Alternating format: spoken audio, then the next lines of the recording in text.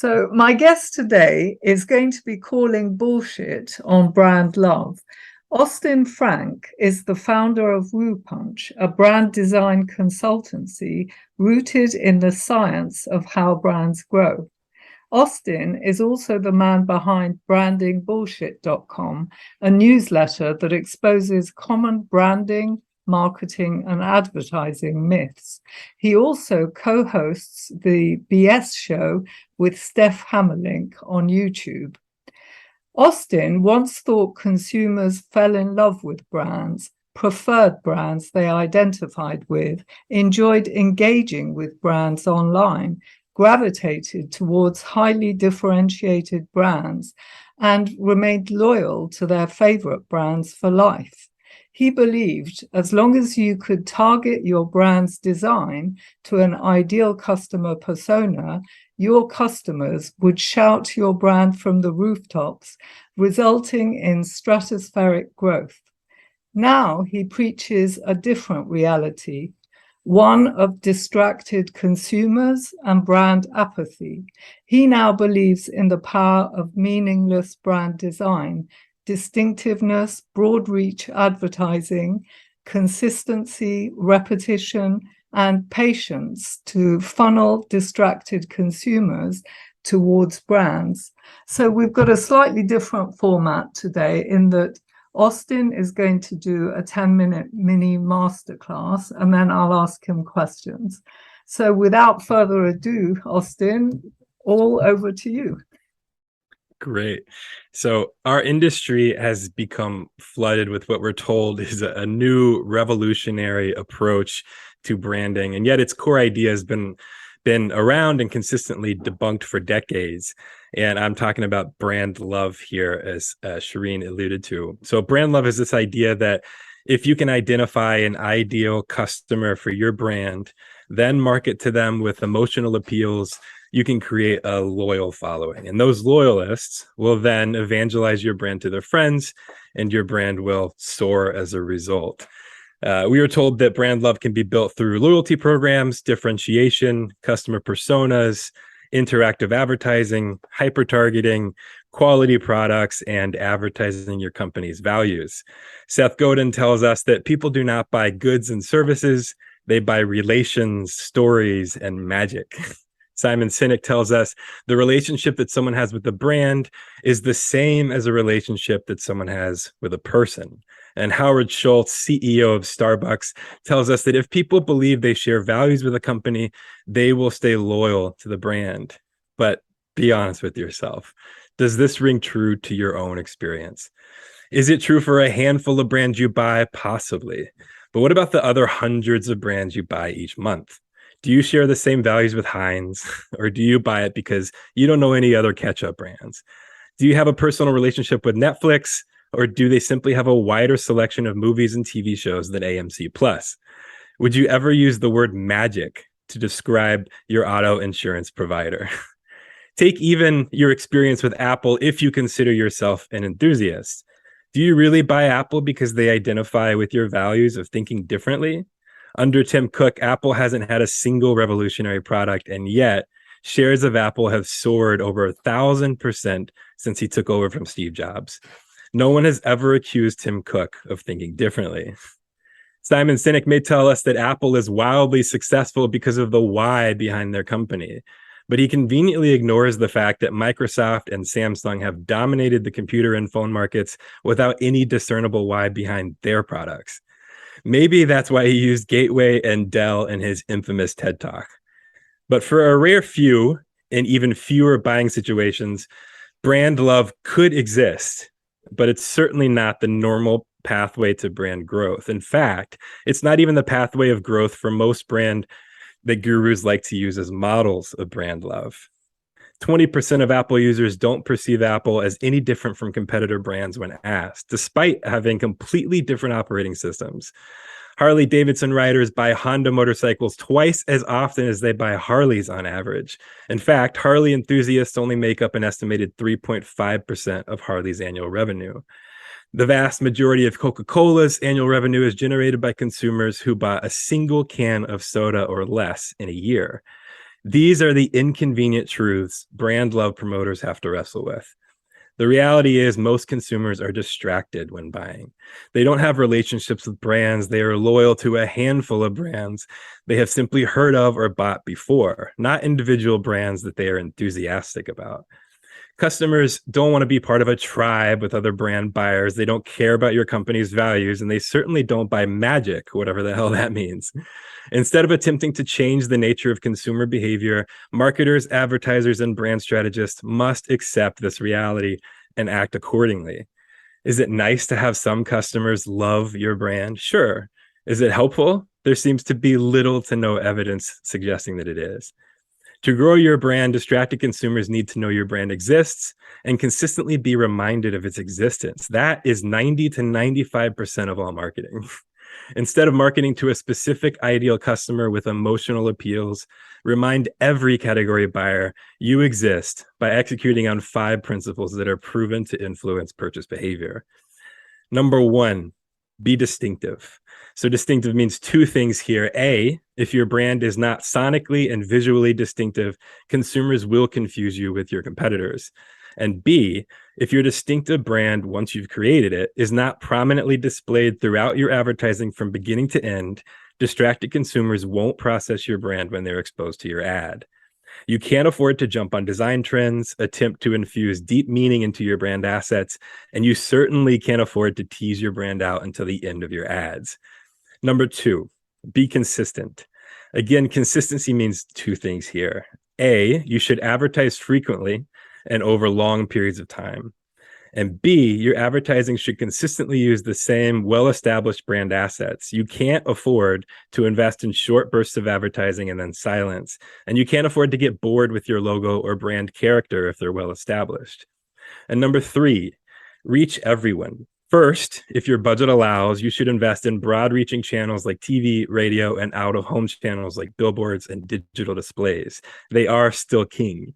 If you are restricted to online advertising, reach as many consumers as possible, as often as possible as your budget allows. Broad-reaching advertising channels are cheaper in the long run than online channels, and if you can afford to do both, do so. But invest most of your resources into traditional advertising and avoid hyper-targeting online. Second, you must attempt to appeal to all category buyers, not ideal customer personas. Light buyers, those who rarely buy your brand and even from your category as a whole, are your workhorses for brand growth, just like they are for Coca-Cola. Number 4, get noticed. Research has demonstrated that efforts at getting consumers to pay conscious attention to advertising are rarely effective. The conventional persuasion model of advertising, rational or emotional, rarely works and can even backfire with overt or cheesy emotional manipulation. Brand purpose appeals, especially if an ad leans one way or another politically, or irrational messaging. It's better to simply get consumers to look up at your video ads or perk their ears up with radio or podcast ads, then make sure your brand assets are on full display when they do. By getting consumers to notice your advertising and by repeatedly exposing those consumers to your brand assets when they do, your brand will become familiar over time. And that familiarity is the strongest gravitational pull there is for brand choice. We don't buy brands we are not familiar with. And number 5, finally, be relevant. Consumers are rarely paying attention to the differences between brands. They are too distracted when buying, and most brands aren't that different from one another anyway. Instead, individual consumers search their memories for a handful of brands that are linked to their specific buying situation when entering a category. These situations are called category entry points, and brands must be linked in consumer memory to these category entry points. So there are 2 approaches brands could take here using these. Brands could attempt to own a single category entry point, or even a personality trait or some sort of attribute that very few other competitors own. And this is the classic differentiation method. Or brands could link their brands with as many common category entry points as possible. This approach takes much more time and patience, but wins every time in the end. Because research demonstrates that market leaders are linked to more category entry points than smaller brands. They are not linked more strongly with one individual category entry point over others. This evidence flies in the face of differentiation. So to wrap things up, I'd like to take 2 different super Bowl commercials and compare them. The first took a brand love approach in 2011. Its aim was clearly to engage consumers, get talked about the next day, link positive emotions with the brand, and win creative awards.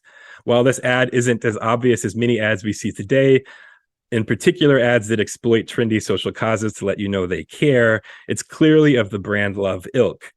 The ad features a little boy dressed up as Darth Vader from Star Wars. You probably remember it. He attempts to move various objects with his mind and, of course, fails until he finds himself in front of his dad's car. As a practical joke, the boy's dad presses the remote start feature on his key fob. The car starts. The boy is left amazed. It's cute, hilarious, emotional, and sweet. And as a short film, I absolutely love watching it. Now, while this ad is widely considered to be the best Super Bowl ad of all time, in reality, it fell flat. Why? Most people remember the ad. No one remembers who the ad was for. Even those that might remember within a month of seeing it will have forgotten in 3 years when they finally enter the car market. It was for Volkswagen, by the way. While the ad did get noticed and succeeded in reaching and appealing to all category buyers, it teased its brand assets out until the very end, which were also quite weak at the time. It was inconsistent with all prior VW advertising and centered on a feature, not a category entry point. No one decides to buy a new car just for remote start. The second ad aired at this year's Super Bowl. It has no shot of winning any creative awards. It has no chance of going viral. It wasn't cute or clever, but its logo is plastered on almost every frame throughout. The ad featured a team of operatives rappelling down from helicopters and popping up out of ponds to install some random guy's new floor mats, mud flaps, bumpers, seat protectors, and a cup holder phone stand for his truck. This ad won't turn heads, but when consumers enter the market for truck accessories, the WeatherTech logo will likely stand out among others without them even knowing why, and they will buy it. I'm going to end finally with a quote from the ad contrarian Bob Hoffman to really put things into perspective. He's really good at that. He said once, "Let me state the obvious. Yes, having a strong brand should be every marketer's primary objective. And yes, the highest goal of advertising is to create a strong brand. But that's it. For the most part, consumers are not in love with brands despite all the baloney we hear from social media experts. For the most part, consumers do not want to have a conversation with your brand or an authentic relationship with it or engage with it or co-create with it or spend a romantic seaside weekend with it. Of course, brand preferences exist, but brand love is a juvenile fantasy. I swear if Pepsi were to disappear tomorrow, Pepsi loyalists would switch to Coke with very little psychological damage. Big Mac lovers would cheerfully eat a Whopper without the need for counseling, and Nike loyalists would throw on a pair of Adidas without having to enter rehab." Great. Well, thank you very much, Austin. Certainly, I agree with much of what you say. But the problem is, how do you apply this to when you're creating a brand for an early stage business? How do you want to talk me through what do you do about differentiation if you don't worry about it? How would you deal with a new brand? Yeah, so when a new brand enters a market, it's most likely going to attract heavy buyers of the category that your brand lives within. So people that are willing to kind of try something new. And so to some extent in the beginning, differentiation can help. The mistake that people make is to lean really heavily into a particular category entry point and kind of, especially one that consumers aren't interested in or thinking about very often. And they end up shooting themselves in the foot later on because then they have to somehow switch the associations in consumers' minds from something that was very different and radical and unique to something that they can actually relate to in their lives. But the second thing really is, if you are this particular functionality of, your brand has this particular functionality, you're a challenger brand or whatever the case may be, then you're likely not going to reach light category buyers because you're likely leaning really heavily into one particular element that you think and want to be different from every other competitor. And when you try to find some little thing, some niche or whatever, that separates yourself from any other competitor, you're likely not going to appeal to what the customer is actually looking for, because usually they're entering the category because they want one of the things that your larger competitors are associated with. So to try to separate that, you can do that in the beginning. It can certainly lead to short-term sales in the beginning. You might attract some of those heavy buyers that are like, this is new, this is different, this is interesting. But eventually you're going to want to invest the money that you make from that back into trying to appeal to really common category entry points. Right. So you don't have an approach whereby a business starts in a certain way, but might ultimately go a different route, because they don't really have a budget, a lot of businesses, when they start. So if they're not going to be niche and targeted to a particular customer profile, how are they going to afford all the advertising to just compete with all the businesses out there? Yeah, and that's a really valid question. And there are some categories where, this might be really hard to hear for some people that are entering those categories, but there are some categories where it's a mistake to enter them, because they do have the big players, they are crowded, and what you can even possibly offer isn't going to be very unique, or isn't going to be very appealing to most consumers, because those bigger brands have the resources and they can simply crush you, right? And that's that's a really hard thing to hear for a lot of people who are set in this business and they want to go down this particular track. Maybe they want to start an auto insurance company, and without really serious investors, that's going to be very difficult to do when there's already so many auto insurance companies that are really established in the market. Of course, you can do that if you have heavy investment in your brand, and you can potentially just really, especially if you enter a category that doesn't advertise much. There are plenty of categories out there that have major players who aren't advertising very often. But the reality is, for some categories, it's a mistake to enter them to begin with, because you don't have the investment for that. So I would say to smaller brands that are looking to, if someone's starting a business, usually, especially if it's a really small business, often it's just because they want a better life for themselves, for their families. It's usually not because they want to grow into this great market leader. But if you want to grow into a market leader, eventually you're going to have to really start investing in advertising. And there are some categories that you're going to have to avoid. Do you actually deal with branding for businesses now, or have you moved on away from actually doing designs for brands? No, I do. I do You do? design What brand sort of designs, yeah. businesses are they that you work with? Yeah. So right now I'm working with, for example, a Catholic birth resource brand. So essentially, she is niching down, but on purpose. She really believes in that there's a void in the Catholic Church of caring for new families, especially those who are pregnant and about to have their first. So she offers birth classes, but also resources for those parents that are very much rooted in Catholic theology. I am a devout Catholic myself, so this project really appealed to me. And in her case, she is doing something different because there wasn't anything like what she was doing, and she really saw a need for that. And so for her, it totally made sense to launch her brand within this category, because there really wasn't much else there. Right. Well, quite often that's what happens with businesses. I mean, somebody has industry knowledge and they perceive a problem that they want to solve in a certain way, which does involve really niching down and going after a particular target until you get some sort of lift off, and then you can advertise more, widely. I quite like Mark Ritson's two-speed approach, where you do targeted marketing to a particular customer base, but also broad reach marketing to try and attract all possible segments into your sort of business, and people who might want to buy down the line, so that they become aware of you. So, what approach would you take to designing a brand then? Yeah. Presumably, designers don't really need to understand a business or have a brand strategy if you can just design distinctiveness without Mm. worrying about meaning. How do you do that?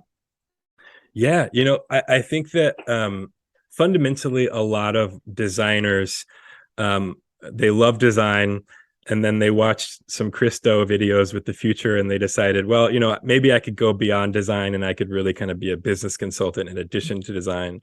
And so many of those designers aren't equipped to be business consultants, right? They don't have the knowledge or the know-how or even the soft skills to be able to enter into that. And I've been able to combine kind of both worlds, where when I work with a client, I'm really researching. I'm not just assuming that I'm designing a distinctive brand, but I'm actually doing in-depth research into the market to make sure that I really am. And sometimes with companies with larger budgets, that means measuring distinctive brand assets. But obviously with other clients who don't have those budgets, it really does require an eye for distinctiveness.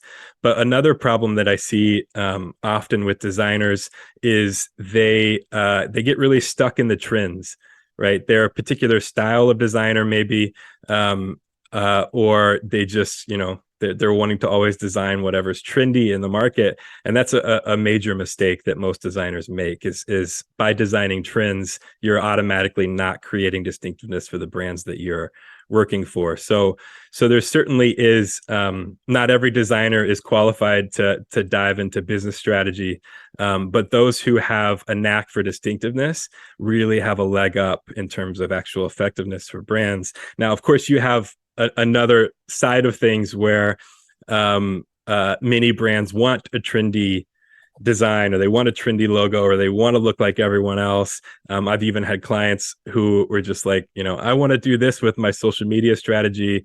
I want to follow trends. I want to do that. And it was a really difficult conversation to talk them down from that ledge, because they're not going to really reach many people if they are trying to follow trends. And so there's all kinds of issues that designers can come up against. And then other designers who have particular styles and they don't really venture outside of those styles, probably won't make great business consultants, but they could still be hired. When I work with clients and we come up with the style, I'm often not doing the actual designs for the business. And so once we've established a style, then I'm going and I'm looking for designers who fit and match that style, who also are able to do it in a way that's more distinctive. And so that could also be a way that designers who are kind of funneling themselves into a particular style could find work, is by working with those clients who are looking for that particular style. What do you mean by style? I mean, I'm not a designer, so Mm-hmm. what can you give me examples of Yeah. of Yeah. So styles? right. There are calligraphy artists. There are designers who do like contour line drawings. There are designers who might work more in like 3D sculpture design. There are designers who simply really like a style, and they just kind of, without even meaning to go down that particular path, have kind of just found themselves designing in that particular style. I myself have a particular style that I enjoy, and so I actually am always having to stop myself and make sure that what I'm designing for the client isn't something that I would like myself, but is something that would be distinctive in the market. So you say a knack for distinctiveness. Does it? I've noticed a lot of designers don't produce symbols when they create brands, especially for small businesses. You invariably get a stylized word mark in a particular color, and that's all that the business has by which to try and stand out. And I've often wondered, why don't they actually create symbols? And I wonder, does it take a certain type of designer to be able to create symbols? Because all these well-known brands have symbols, like Nike, Apple, and so on. And they probably were designed right at the beginning before they were big. So yeah, there's definitely a lot of really generic logo designs out there. If you're going to do a word mark, you should probably, create a custom typeface that's distinctive. I know some brands, there's a trend with some larger brands to just kind of move into like Helvetica typefaces as their logo, and you can do that. You can have a kind of a more generic looking logo. It's not ideal, obviously, but if you surround that logo with other distinctive brand assets, then you can really leverage that brand. So if you have a generic word mark, but then you add a character for the brand, or a particular spokesperson that you bring in who's not a celebrity. You don't want a celebrity because they're associated with other things, but someone who has a distinct face that no one knows about, for anything else. Obviously there's audio that you can attach onto things like that. So you can, if you're stuck with a particular logo for whatever reason, you can build around it. But it's probably always going to be ideal to have some sort of symbol, I think, unless you have a really custom typeface that stands out really well. Well, the other issue that I've experienced with many designers is they want to then change your existing logo to fit a new symbol that you want, rather than creating a symbol to fit around the existing logo that somebody's been using for a few years. So the desire to change things seems to be quite prevalent in the design world. They're not thinking in terms of how can I preserve what's there and build on it. It's always, how can I throw this away and start again with something really great? And that is well, for one, a lot of designers believe that if they're not rebranding a company that's contracting them to create a brand or to rebrand their brand, they believe if they don't do something radical, like what's the point of them existing, right? If they don't do something completely new, a lot of the clients are looking for something completely new because they don't understand that they already have existing assets that are working really well in the market.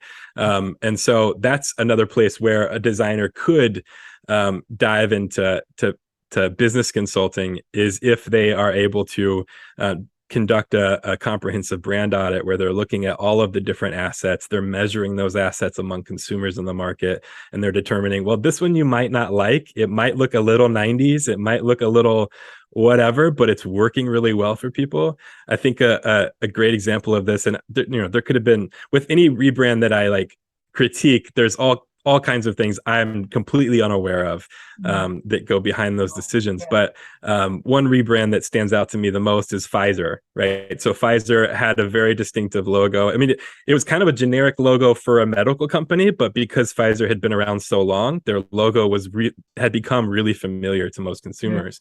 And then right when they're releasing their vaccine, they completely upend their entire logo and redesign it. And that just never made any sense to me at all.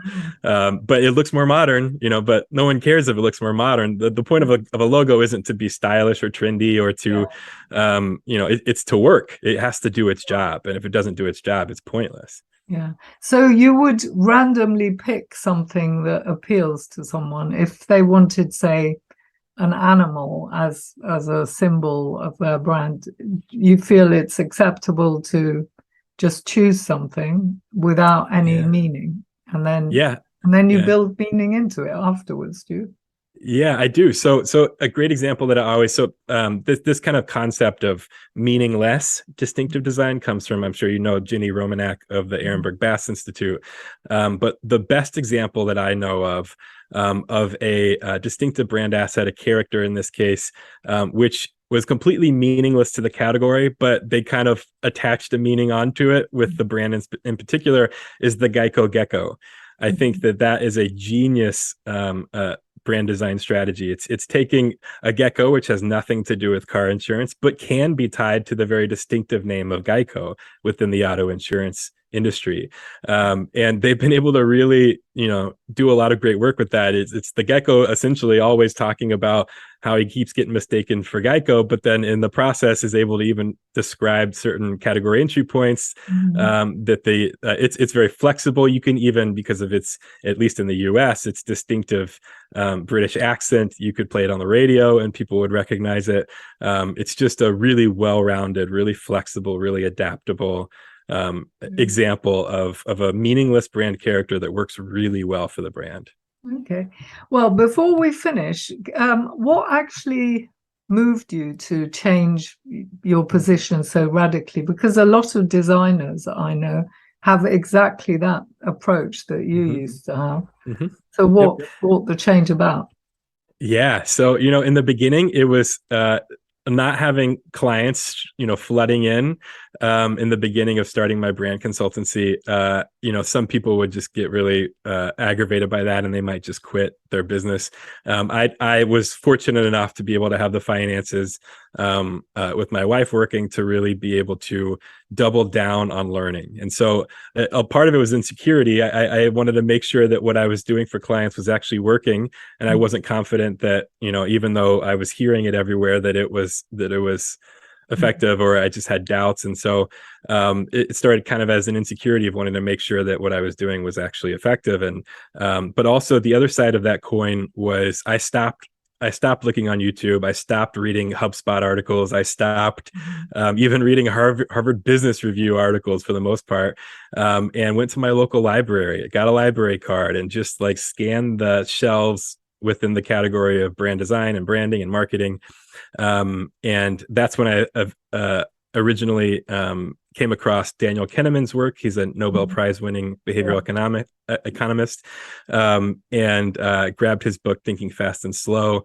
And that completely was just like, okay, something else is going on here.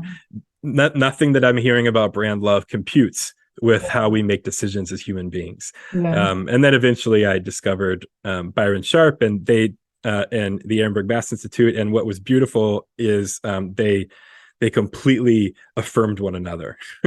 And that's really difficult to do. That was a sign for me that there's something going on here. And so that's when I kind of doubled down on that.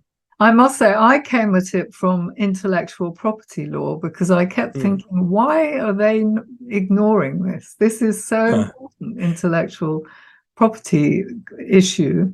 And then when I read about Ehrenberg Bass, actually distinctiveness is about distinctiveness in trademark law.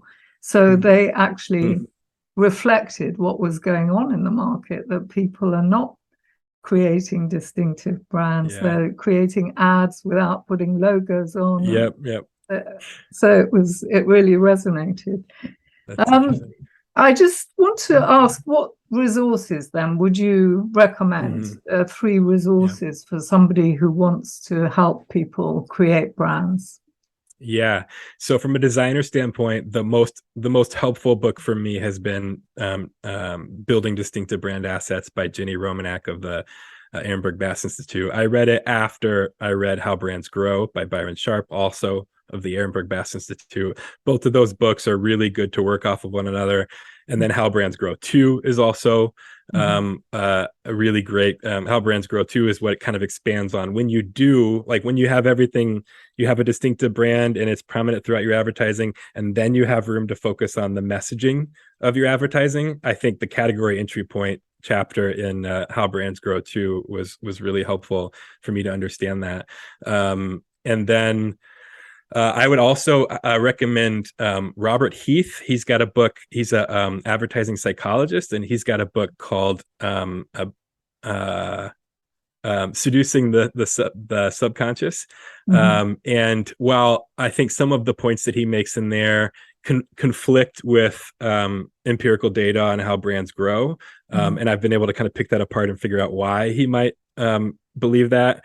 There's the stuff on attention, his work on attention, and how we don't need to actively pay attention to advertising for it to deeply influence us, is really phenomenal. And his work is even been mentioned by Byron Sharp and is respected by Byron Sharp. And so that's also another book that kind of plays off of Daniel Kahneman and marketing effectiveness research really well. We'll add those to the show notes. And my final question to you is, what is the most memorable experience you've had regarding intellectual property as a designer? Yeah. That is a good question.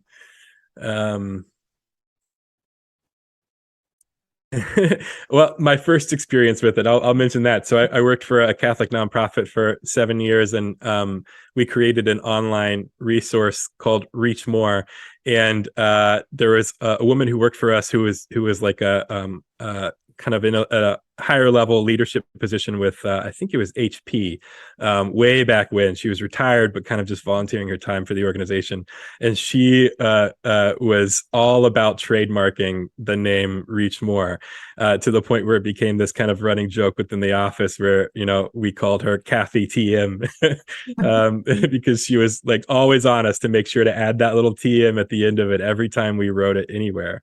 I think that's the most memorable experience, and it was my introduction to it all and how important it was, and it's expanded from there. Yeah. Was it ever trademarked? Did she manage to? It was, yeah, she did. Yeah. Good. Okay, well, where can people reach you? What's your preferred place?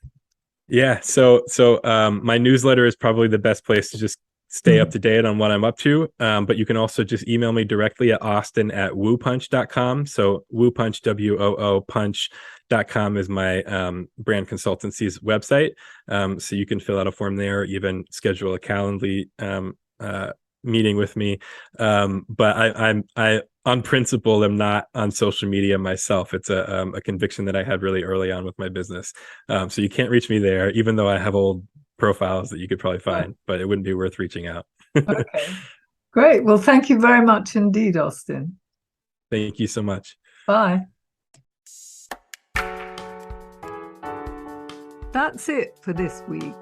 Do subscribe to the brandtuned newsletter to get weekly updates. I'd also love to get your feedback. Just send me an email to info@brandtuned.com. Finally, if you liked the episode, please do share it with your friends and colleagues and review it on iTunes or whichever platform you use to listen to podcasts.